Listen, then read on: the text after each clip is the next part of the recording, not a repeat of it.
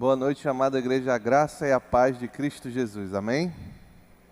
Vamos dar continuidade à série de exposição da primeira carta do apóstolo João. Hoje vamos considerar os versos 1 a 3 do capítulo 3. Então abra a palavra do Senhor em 1 João, capítulo 3, vamos considerar os versos de 1 a 3.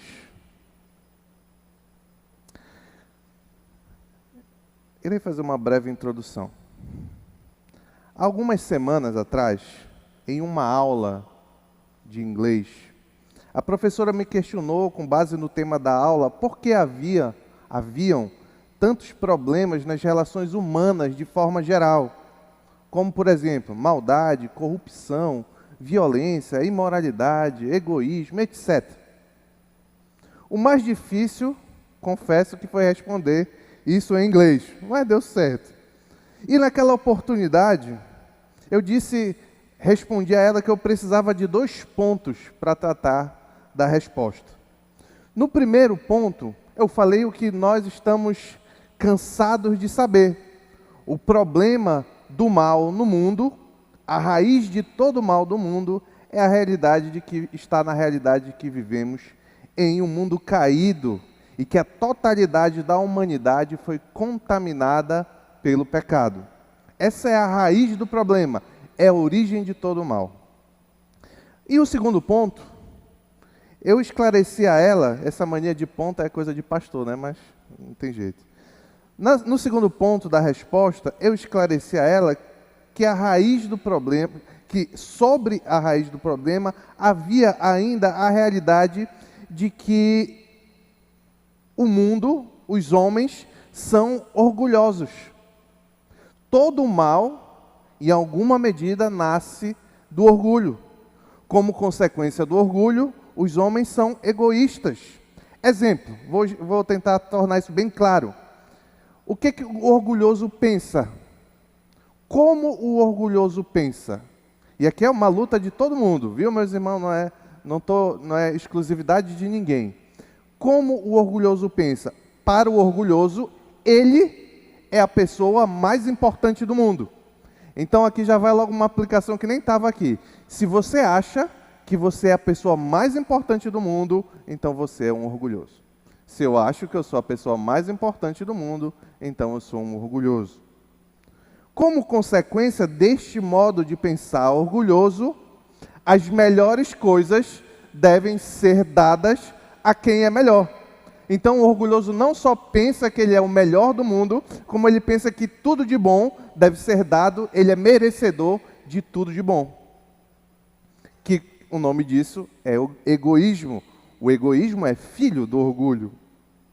Em resumo, respondendo àquela pergunta, eu disse que os problemas sociais, relacionais da humanidade estão enraizados no pecado no coração dos homens, que vivem centrado em seus próprios interesses. Este egocentrismo, que é centrado nos próprios interesses, egocentrismo, leva os homens a cada acontecimento, a cada entendimento, escolher aquilo que é melhor para si próprio. Isso é o contrário oposto do padrão bíblico. O padrão bíblico de um homem de Deus é outrocêntrico. O mais importante é o outro. O que você deve se esforçar para atender às necessidades é o outro. O Senhor Jesus é o modelo máximo de alguém que foi outrocêntrico. Em João 4,34, ele diz, no Evangelho de João: a minha comida é fazer a vontade daquele que me enviou e concluir a sua obra. Aqui Jesus está dizendo que para ele o principal, o centro, a vontade dele tal qual de comer, era fazer a vontade de Deus. Ou seja, o centro estava no Deus Pai. Mas tem outro exemplo de como Jesus era outrocêntrico em Marcos 10:45. Olha o que ele diz: pois nem mesmo o Filho do Homem veio para ser servido, mas para servir e dar sua vida em resgate de muitos. Outra ação totalmente outrocêntrica de Cristo Jesus. Ele não quis a vida dele, não achou mais importante preservar a própria vida, mas deu-a em resgate de muitos. Infelizmente, a despeito do exemplo de Jesus, na vida cristã, muitos vivem de forma egoísta. Quase todo mundo, especialmente em nosso país, que for questionado, vai afirmar positivamente que tem as seguintes vantagens que eu vou ler. Primeira vantagem, todo mundo vai dizer que quer ser ou é filho de Deus. Primeira. Segunda vantagem, todo mundo vai dizer que quer ir para o céu. Terceira vantagem, todo mundo vai dizer, Jesus me ama. Tem outras, eu estou só citando algumas aqui. Porém, cabe a nós refletir sobre uma questão. Quantos desses que querem ir para o céu, que são amados por Jesus, que são filhos de Deus, vivem as desvantagens do cristianismo? Como, por exemplo, luta contra a própria vontade, ou seja, eu quero algo, mas porque não é agradável a Deus eu não faço. Eu suprimo a minha vontade para fazer a vontade de Deus. É um exemplo. Quantos lutam contra o pecado? Ah, mas isso é tão prazeroso, pastor. Mas eu não vou fazer porque é pecado e desagrada a Deus. Quantos se humilham para glorificar o nome do Senhor? Quantos se arrependem sinceramente a ponto de nunca mais querer cometer um ato pecaminoso? É doloroso. É doloroso. O nosso corpo caído, meus queridos, o nosso corpo deseja a carne, é por isso que a Bíblia chama de carne. O nosso corpo deseja fazer aquilo que satisfaz o seu egoísmo. Mas a palavra do Senhor nos diz o contrário. Então, existe uma grande desvantagem em ser cristão. Eu devo, como nós todos sabemos, mortificar o corpo para glorificar a Deus, fortalecendo o espírito. Quantos de nós têm querido apenas as vantagens da vida cristã e esquecemos destas desvantagens? Queridos, não podemos escolher do cristianismo apenas aquilo que é agradável a nós. Para seguir Jesus, ou buscamos tudo ou não temos nada. João vai nos ensinar essa realidade no texto que vamos ler hoje, enfim. Vamos ler a palavra do Senhor. 1 João capítulo 3, versos de 1 a 3.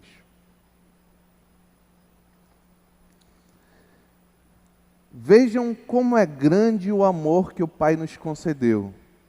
Sermos chamados filhos de Deus, o que de fato somos.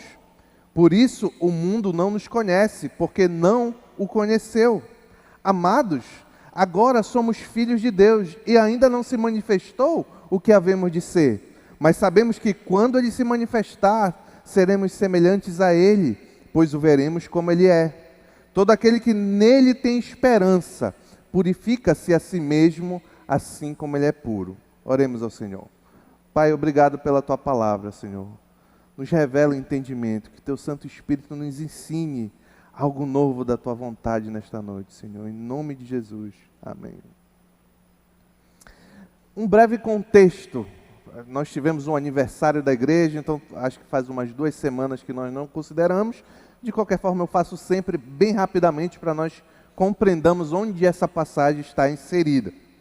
Ali, João estava enfrentando para os destinatários das igrejas da Ásia, vários mestres que, dentre outras coisas, nós já comentamos aqui, negavam a encarnação de Jesus, que Jesus não havia vindo em carne, não havia assumido a forma humana. João escreveu os 2 primeiros capítulos dessa carta para ajudar a igreja a ser capaz de reconhecer quem de fato possuía comunhão com a igreja. Isso nós temos caminhado aqui desde 1 João 1,5 até 1 João 2,17. Os principais distintivos apresentados por João entre aqueles que fazem parte da igreja, que são verdadeiramente filhos de Deus, e aqueles que não são falsos cristãos, está no comportamento. 2 comportamentos que João destaca como principais. O primeiro é a obediência a Deus. Aquele que é filho de Deus, obedece a Deus, como um filho obedece ao pai. Vimos isso em 1 João, capítulo 2, verso 3. E a segunda característica que João ressalta para diferenciar os que são dos que não são, é o amor ao próximo, como vemos em 1 João, capítulo 2, versos 9 a 10. Na parte final, acabando o segundo capítulo, João alertou contra a realidade de que o surgimento de muitos falsos mestres, porque estavam surgindo muitos falsos mestres religiosos, isso era o sinal de que o fim se aproxima. Vimos aqui que estamos na última hora, segundo João. E o que é a última hora? É o período de tempo que há entre a primeira vinda do nosso Senhor Jesus Cristo, até a sua ascensão, e a volta do Senhor Jesus. Nas últimas mensagens, quando consideramos versos 26 a 29 do capítulo 2, vimos a principal exortação, então, de João para a igreja. Qual é essa exortação, pastor? Permanecer no que eles haviam ensinado. Em outras palavras, a igreja deveria, a despeito daqueles mestres enganosos que estavam surgindo, a despeito de tudo, as igrejas deveriam permanecer firme no ensino dos apóstolos, na palavra de Deus, no Novo Testamento. Hoje, vamos ver João revelando sobre a maravilha de que os cristãos são filhos do Deus Altíssimo, mas também algumas consequências difíceis dessa filiação. Então, vamos lá. Primeiro ponto: amados por Deus e odiados pelo mundo. Está lá em 1 João, capítulo 3, verso 1. Diz assim, vou ler novamente. Vejam como é grande o amor que o Pai nos concedeu, sermos chamados filhos de Deus, o que de fato somos. Por isso o mundo não nos conhece, porque não o conheceu. João inicia este versículo chamando a atenção para a razão última pela qual os cristãos podem ser chamados filhos de Deus. Eu e você, que cremos verdadeiramente em Cristo Jesus, podemos ser chamados filhos de Deus somente por essa razão última, acima de tudo. Porque Deus nos concedeu grande amor. É isso que João está ensinando. A intenção de João é que os leitores observem as manifestações do amor de Deus, atentando para a grandeza desse amor. Mas tem um detalhe aqui muito importante, meu querido, minha querida. João não diz que o Pai nos ama com sentimento, mas ao invés disso, João escreve o seguinte: o amor que o Pai nos concedeu. O detalhe importante aqui, que já foi batido aqui nessa série de exposição, mas vale a pena nós relembrarmos, é que, biblicamente, o amor envolve agir. O amor bíblico envolve agir em favor do outro. Como eu disse no início, o amor bíblico é outrocêntrico. No caso do amor de Deus para conosco, não é diferente. E aqui cabe uma pergunta: qual a ação / amor, que é a mesma coisa, que João tem em mente aqui e que ele quer destacar? Está muito claro isso se você avançar um pouquinho na carta. Vai lá para 1 João, capítulo 4, versículo 9 e 10. João vai dizer nesta pequena passagem como Deus revela esse amor para conosco. Olha lá, 1 João, capítulo 4, versículos 9 a 10. Diz assim, o próprio João, nessa mesma carta: foi assim que Deus manifestou seu amor entre nós. Como? Olha a ação: enviou o seu Filho unigênito ao mundo, para que pudéssemos viver por meio dele. Nisto consiste o amor. Ele vai explicar o que é amor. Nisto consiste o amor, não em que tenhamos amado a Deus, mas que Ele nos amou, como? Sentimentalmente? Não, agindo em nosso favor. Ele nos amou e enviou seu Filho como propiciação pelos nossos pecados. Pode voltar para o nosso texto. Como consequência desta ação de amor em favor dos crentes, nós somos chamados filhos de Deus. Isso mesmo, é o que João está destacando. Aqui já tem uma lição muito importante, que muitas pessoas às vezes se enganam com isso aqui. Não, todo o mundo, todas as pessoas não são filhos de Deus. Isso é uma mentira que muitos contam. Eu vim de um lar católico. Eu cresci aprendendo que todo mundo era filho de Deus. Mas não é esse o ensino das Escrituras. Olha, o mesmo João no seu evangelho vai deixar isso bem claro em João capítulo 1, versículo 12. Contudo, apenas a esses, aos que receberam, aos que creram em seu nome, no nome de Jesus, deu-lhes o direito de se tornarem filhos de Deus. Então, meu querido, João está encorajando a igreja, dizendo que eles de fato eram filhos de Deus, porque eles tinham comunhão e criam no Evangelho do nosso Senhor Jesus Cristo. É a única forma de receber essa filiação que a Bíblia está esclarecendo aqui.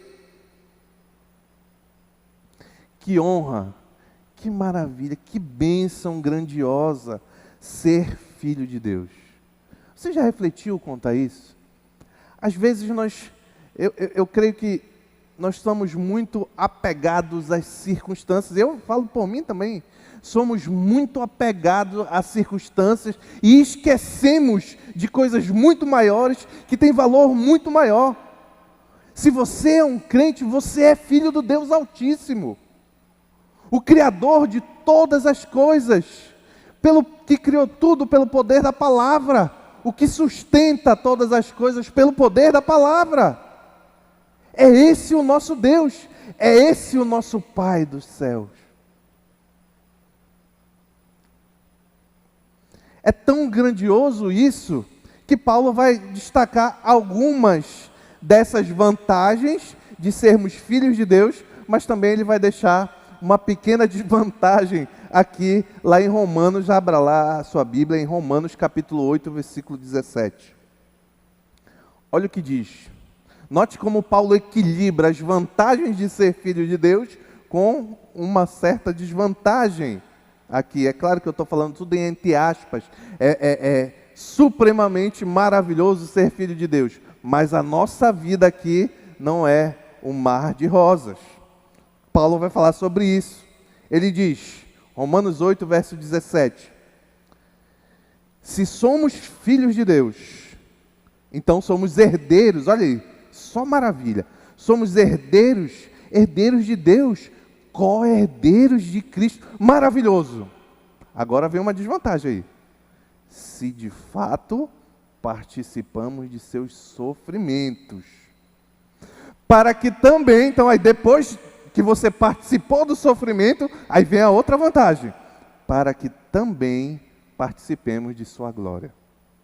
O problema do cristianismo, hoje em dia, neste tempo confortável, especialmente aqui no Brasil, para se ser cristão, é que as pessoas querem ser herdeiros de Deus, co-herdeiros de Cristo, participar da glória, mas não quer não quer participar dos sofrimentos de Cristo. Mas note que Paulo aqui nesse texto está dando uma condição.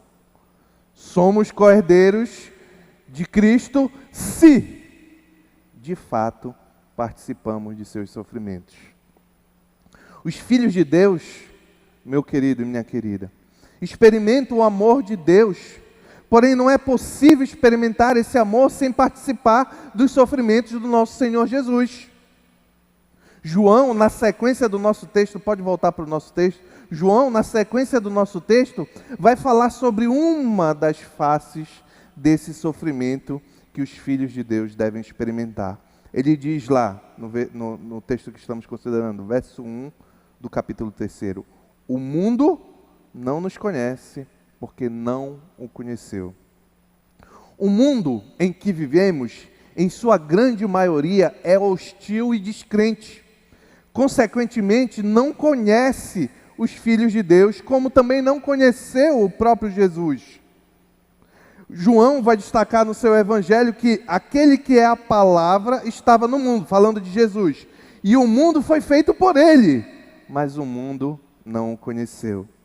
É claro, meu querido e minha querida, que João não está usando a expressão conhecer ou não conheceu apenas no sentido de ignorar aqui, mas envolve uma oposição, muito mais parecido com odiar do que ignorar, como o próprio Senhor Jesus ensinou no Evangelho, em João capítulo 15, versos 18 a 19. Se o mundo os odeia, os filhos de Deus, tenha em mente, Jesus está falando, tenha em mente que antes me odiou. Se vocês pertencem ao mundo, ele os amaria, como se fossem dele. Todavia vocês não são do mundo, mas eu os escolhi, tirando-os do mundo. Por isso o mundo os odeia. Essa era a realidade buscada por aqueles falsos mestres ali naquele contexto. Eles queriam o amor do mundo, mas diziam ter o amor de Deus também. Diziam ter um conhecimento especial, uma ligação especial com Deus, enquanto do outro lado buscavam o amor do mundo. Queriam ser adorados pelo mundo. Queriam viver as delícias do mundo numa vida carnal. Nós vimos aqui que parte desses homens, dos mestres a quem João está confrontando, achavam que como o corpo, a matéria era má, eles podiam usá-la da maneira que mais lhes agradava, aproveitando as delícias do mundo. João está ensinando aqui que não é bem assim. Você ama a Deus? Pois faça parte também do sofrimento de Jesus Cristo. Porque assim como Jesus foi odiado, nós também seremos odiados pelo mundo. Com os filhos de Deus, conosco, nós devemos ser diferentes. O mundo descrente vive separado de Deus e jamais entenderá a importância do verdadeiro relacionamento com o Senhor. Ou somos filhos de Deus e amamos a Deus, ou amamos ao mundo. Não é possível conciliar essas duas coisas. Aqui tem algumas lições para mim e para você. Primeiro, não se ama a Deus sem ação. É muito fácil dizer, eu amo a Deus. Falar apenas. Mas não existe amor biblicamente sem ação. E quais ações aqui? Eu vou exemplificar algumas. O quanto nós temos buscado o Senhor. O quanto nós temos nos envolvido em práticas de oração que nos levam a nos aproximar do Senhor. O quanto eu tenho revelado esse amor por meio da obediência da palavra de Deus. Eu quero fazer isso, a palavra diz aquilo, eu vou fazer aquilo, porque eu amo a Deus. Quantos têm amado ao Senhor, se arrependendo dos seus maus caminhos, se convertendo e andando numa nova direção que agrada ao Senhor? Quantos têm amado a Deus, expressando e vivendo de forma que fique clara a gratidão que você carrega? Meu querido e minha querida, o amor, para entender o que significa amor, a relação entre pais e filhos aqui na terra, pais e filhos, exemplifica muito bem esse sacrifício outrocêntrico, sacrifício em favor de outro. Ninguém nunca quis na história da humanidade acordar de madrugada, gastar dinheiro comprando fralda, ficar horas ninando o neném para poder dormir, mas essas ações revelam o amor dos pais para com o filho. Com Deus não é diferente. Não adianta você falar que é igual o pai que diz assim, não, eu amo meu filho, mas nunca trocou a fralda da criança. É uma grande mentira. Sem outrocentrismo para com Deus, com os nossos irmãos, com os nossos familiares, sem você se dar em favor do outro primeiramente Deus e depois os seus irmãos. Por isso que a palavra diz, ame ao Senhor teu Deus com tudo e depois ame o próximo. Sem esse tipo de ação, não existe amor. Existe apenas egoísmo. Eu amo a mim mesmo. Se a minha vida é principalmente para satisfazer a minha vontade, existe apenas egoísmo. E quem é egoísta, egocêntrico, diferente de outro, quem é egocêntrico, não revela o caráter do Filho de Deus. Você já experimentou, e aqui vai uma pergunta muito importante, Você já experimentou sofrimentos pelo nome de Jesus? Você, não precisa ninguém levantar a mão, tá? Você já experimentou sofrimentos pelo nome de Jesus? Pois se você nunca experimentou sofrer de alguma forma, em maior ou menor medida, pelo nome do nosso Senhor Jesus Cristo, é muito provável que tenha alguma coisa errada com o seu cristianismo. O próprio apóstolo Paulo, o grande apóstolo Paulo, experimentou muito sofrimento. E não, o sofrimento não era aleatório que o apóstolo Paulo experimentou. Deus mesmo atribuiu ao apóstolo Paulo sofrer pelo nome dele. Onde é que está isso, pastor? Lá em lá em Atos dos Apóstolos, capítulo 9, verso 15 a 16, quando o Senhor manda Ananias ir com Paulo. Ele diz, vá, este homem é meu instrumento escolhido para levar meu nome perante os gentios e seus reis, e perante o povo de Israel. Mostrarei a ele o quanto deve sofrer pelo meu nome. Paulo é apenas um exemplo de que se você quer viver, acredita que vive, uma vida de filho de Deus, é crente no nosso Senhor Jesus Cristo, pois então o seu cristianismo tem que gerar em você algum tipo de sofrimento em favor do Senhor. Nem que seja, eu estou com sono, eu não quero orar, mas eu vou me esforçar para ficar acordado para orar, porque eu amo a Deus, porque Ele é meu Pai. Esse é o exemplo mínimo aqui.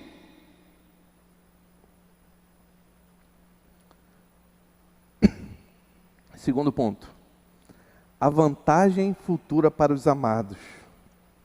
Está lá no capítulo 3, versículo 2. Voltemos, por favor. Amados, agora somos filhos de Deus, e ainda não se manifestou o que havemos de ser, mas sabemos que quando Ele se manifestar, seremos semelhantes a Ele, pois veremos como Ele é. Note aqui, meu querido, o movimento de João. João usa o termo amados para expressar uma ideia passiva, ou seja, vocês foram alvos do amor de Deus. E a intenção de João aqui é destacar uma coisa muito importante que nos encoraja. Ele quer dizer, em outras palavras, o que ele vai dizer nesse verso é que, olha, tá certo, o mundo não conhece vocês, o mundo odeia vocês, o mundo persegue vocês, ainda assim, é muito mais precioso, é muito melhor sermos filhos de Deus. Esta filiação divina, em parte, nós já experimentamos agora, mas por causa do pecado não é em perfeição. Por isso João diz, e ainda não se manifestou o que haveremos de ser. Isto é, vivemos aqui apenas o começo da obra maravilhosa de Deus. A seu tempo Ele a concluirá. Aquilo que é apenas o começo aqui tornar-se-á pleno no futuro. Quando será isso, pastor? Como e quando será isso, pastor? Aí João responde, quando Ele se manifestar, seremos semelhantes a Ele, pois veremos como Ele é. O que João tem em mente aqui é a transformação dos corpos dos crentes na semelhança do corpo glorificado, ressurreto do nosso Senhor Jesus Cristo. O que Paulo vai dizer, vai ensinar em Filipenses capítulo 3, versículo 21. Pelo poder que o capacita, Filipenses capítulo 3, verso 21. Pelo poder que o capacita a colocar todas as coisas debaixo do seu domínio, Ele, Deus, transformará nossos corpos humilhados, Ele transformará nossos corpos humilhados, tornando-os semelhantes ao seu corpo glorioso. Isso ocorrerá mediante a ressurreição dos filhos de Deus, dentre os mortos, ou na transformação daqueles que estiverem vivos, conforme Paulo ensina em 1 Coríntios, capítulo 15, depois você pode ler nos versos 50 a 52. Assim, a sequência dos encorajamentos futuros que João quer apresentar é: Cristo vai voltar, os filhos de Deus vão vê-lo como Ele é, os filhos de Deus serão transformados para serem semelhantes a Ele. É a mesma coisa que Paulo revela em Colossenses 3:4, Quando Cristo, que é a sua vida, for manifestado, então vocês também serão manifestados com Ele em glória. Aqui tem uma coisa um pensamento que a princípio não estava aqui, depois hoje de tarde me veio à mente, eu acho que é muito pertinente. Eu creio, aqui eu olho a maioria que eu conheço, eu sempre vejo aqui, gosta de estar na casa do Senhor, adorando, louvando a Deus, adora ter comunhão. Meu querido e minha querida, que encorajamento é saber que essa alegria que nós experimentamos quando estamos juntos cantando ao Senhor, quando nos alegramos na comunhão dos santos, quando nos alegramos ouvindo a palavra de Deus, isso é imperfeição. Mas imaginem quando Jesus for manifestado. E quando nós tivermos um corpo semelhantes a Ele, e estivermos diante dEle, imagine como não vai ser essa adoração. Eu amo estar na igreja. Eu amo, pela graça e misericórdia de Deus, eu amo estar na igreja. Mas tudo que eu amo aqui na igreja, esse texto está nos ensinando isso. Tudo que eu amo aqui na igreja é imperfeito. Não é tão bom quanto vai ser. Amém, meus irmãos? Outra aplicação. As mazelas e sofrimentos do crente nesse mundo não se comparam às maravilhas reservadas aos filhos de Deus.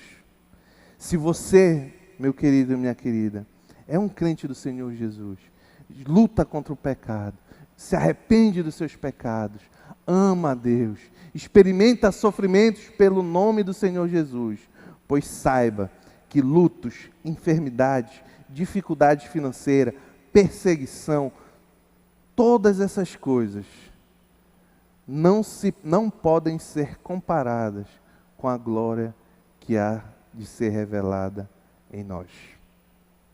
Se você, por outro lado, pastor, eu não faço nada disso que o senhor está falando. Eu só achava que Deus me amava, só porque eu estou vivo, eu achava que Deus me amava. Meu querido, minha querida, todo sofrimento que você pode passar, já passou e irá passar nessa vida, é tudo que você vai experimentar. A única forma de você ter algo, a certeza de que isso aqui não é tudo, é se entregando e crendo em Cristo Jesus. No Evangelho, confiando a sua vida que Jesus Cristo morreu numa cruz, Deus de Deus, homem como eu e você, morreu numa cruz, à exceção do pecado, morreu numa cruz, para que você tivesse vida nova e vida em abundância. Fosse capaz de lutar e vencer o pecado, e levar uma vida amando ao Deus, ainda que imperfeitamente aqui nessa terra, e aguarda o retorno dele para estar face a face em glória.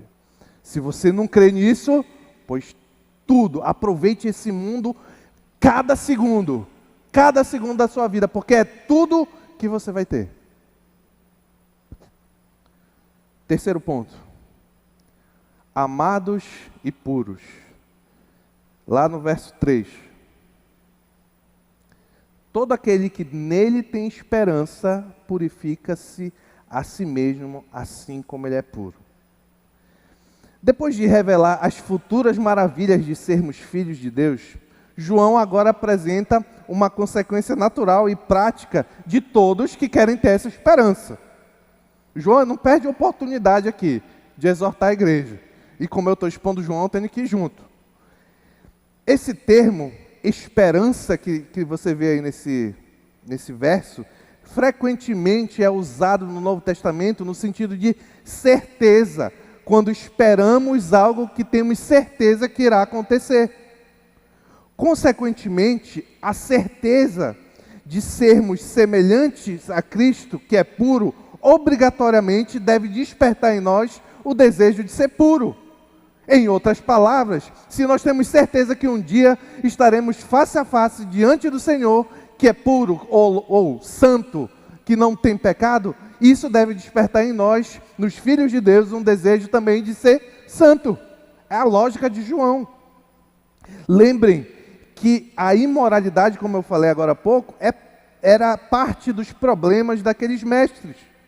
E João está dizendo, epa, não pode andar. Se está andando assim, vocês estão vendo esses mestres, eles estão andando, levando uma vida imoral, então eles não vão estar um dia com Jesus, que é puro e santo, porque eles não buscam a mesma pureza e santidade. O apóstolo se refere aqui como pureza à santificação. João já havia ensinado que a purificação dos pecados vinha mediante o sangue de Jesus, mediante confissão. Pelo sangue de Jesus, mediante confissão. Se confessarmos os nossos pecados, Ele é fiel e justo para perdoar os nossos pecados e nos purificar de toda justiça. Mas aqui João acrescenta um a mais. Não é só confessar. Nós temos que confessar nossos pecados, mas ele acrescenta um a mais para o crente que quer andar em pureza e santificação. Ele diz, purifique-se a si mesmo. Aqui é um comando, é uma ordem. Ele não diz, se você quiser, você pode ficar um pouquinho mais santo. Não, ele está dizendo, purifique-se a si mesmo, porque um dia você vai estar diante do santo. Isso não é a sua esperança, a sua vontade, a sua vantagem? Pois então, leve também a desvantagem. Purifique-se a si mesmo. Santificação nada mais é do que um processo diário, no qual, pela graça de Deus, na força do Espírito, o crente mortifica os desejos pecaminosos da carne, do corpo, as tentações, revestindo-se mais e mais do Senhor Jesus. Significa, em outras palavras, lutar contra o pecado que há na mente, no coração, nos sentimentos, nos olhos, na língua, nas mãos e etc. No celular, na televisão, no carro, no trânsito, no trabalho, tudo aquilo que é desagradável ao Senhor. Nós já vimos aqui, quando consideramos o capítulo 2, verso 6. Aquele que afirma que permanece nele, ou seja, os mesmos filhos de Deus que João está tratando no nosso texto de hoje, devem andar como ele andou. Na linguagem de João, purificar-se a si mesmo, ser mais santo é andar como Jesus andou. Jesus não era santo? Ele não era puro? Então nós temos que, como cristãos, pequenos cristos, andar em santidade e pureza. Não basta querer só a vantagem, meu querido. Aqui tem algumas aplicações para mim e para você. Você que está aqui me ouvindo, tem lutado para ser menos pecador? Você olha para trás, uma semana, um mês, um ano, 2 anos, e você pode afirmar com certeza que hoje você é menos pecador do que você era? Ou você pode afirmar que frequentemente você tem obtido mais êxitos e vitórias, vencido a tentação, derrotado o pecado? Para conseguir isso, meu querido e minha querida, você deve primeiramente desejar isso. É o que João está dizendo, é o que João está exortando a igreja. Se você quer ser puro, pois então, quer estar diante do que é puro, pois então se purifique. Lembrem-se, eu falei muito aqui, umas 2 exposições atrás. Um dia, todo mundo, sem exceção, vai estar diante do julgamento do nosso Senhor Jesus Cristo. Todo mundo. Como você quer estar nesse dia? Como você quer estar diante do Santo? Já pensou? Você vai ver Jesus, assim como eu estou vendo aqui o irmão Marcão, um dia nós vamos ver Jesus. É claro que Jesus tá bem melhor, meu irmão. Mas um dia nós vamos ver aqui o Senhor. Você vai estar diante dele, meu irmão. Então isso deve trazer um temor, mas também uma vontade de agir. Peraí, eu tenho que ajeitar isso, eu tenho que ajeitar aquilo, porque um dia eu vou estar face a face com o meu Senhor Jesus Cristo, meu Salvador, que entregou sua vida para me salvar. No cabo de guerra da vida cristã, é preciso que nós busquemos força no Espírito Santo do Senhor, que nos torna capazes de vencer o pecado, de olhar para trás e dizer, eu avancei um pouquinho. Aí depois, anda mais um pouco, avancei mais um pouco. Aquele pecado eu venci, mas ainda tem outro para lutar. Mas eu vou lutar, não vou desistir. Paulo diz, os que pertencem a Cristo, Jesus crucificaram a carne com as suas paixões e desejos. Como fazer isso, pastor? Existem muitas maneiras, eu vou citar apenas algumas aqui. Meu irmão, na vida cristã existe, é um cabo de guerra. Paulo fala isso lá em Efésios 5. Gálatas 5. É um cabo de guerra.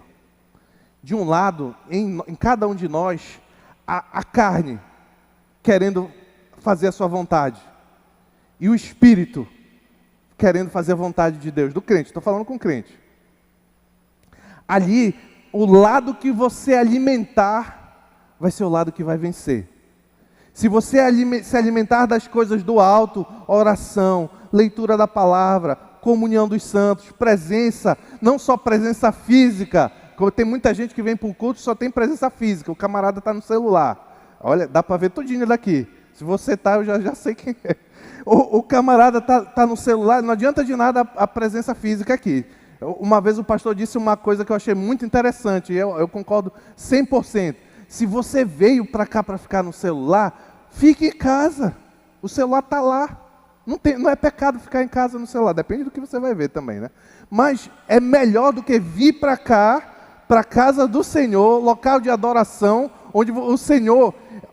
Quando um pastor está pregando e ele é fiel, meu irmão, ele tenta esforçadamente ser fiel, quem está falando com a igreja não é o pastor, você sabia disso? É Deus. Já pensou Deus querer falar com você e você quer ficar vendo o WhatsApp? Use esses meios de graça para fortalecer seu espírito, então você será capaz de vencer as obras da carne.